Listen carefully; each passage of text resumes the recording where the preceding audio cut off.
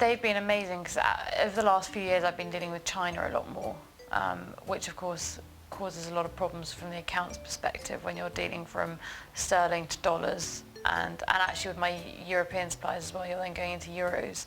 So there's a huge amount of currency issues, which then in turn VAT returns. Then of course you've got to be a limited company, which the whole thing throws up a load of questions. So they've been absolutely fantastic at just guiding me, helping me do that, and freeing up all my time actually, because I did it all myself before.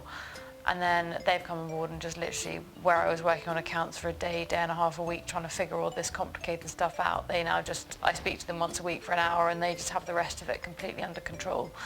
So they've been absolutely brilliant. And also, to be honest, to be able to grow with them. You know, I never thought I'd be able to go to one of the big brands to do my accounts, but to know actually that if I've got a question about anything, I can pick up the phone, call them, they'll ring up one of their colleagues, answer the question, come back to me, and it's just done and I know it's right. Whereas if I'd gone to my local accountant, he probably would have had to ring up someone like KPMG to get the answer to come back to me. So to do it all in one go is far easier and much better, and I feel very secure having them.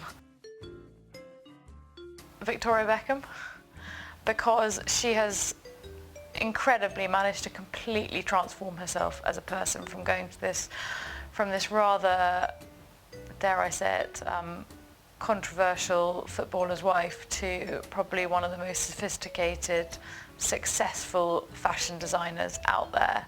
And she's done it in under a decade.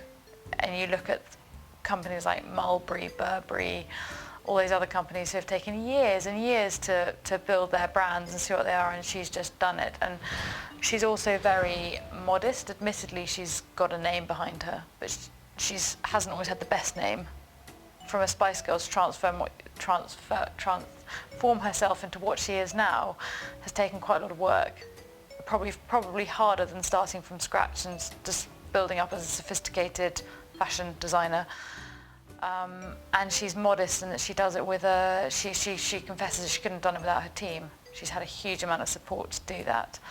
And I'm just inspired. She's, you know, built up a multi-million-pound business from being a Spice Girl. First and foremost, take your time and don't rush into something unless you're sure about it. Do all your market research first, talk to lots of people. That's one thing I didn't do, was do enough talking. I think I always had this feeling that everyone was quite busy and my idea was just quite young at the time, so I didn't talk enough.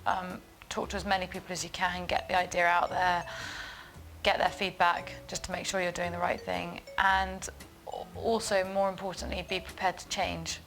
A lot about setting your own brand up isn't about fixation on one idea, it's about developing that, and you'll probably end up far and away in a different direction to where you started. But if that's a success, it doesn't matter. So that's my biggest advice.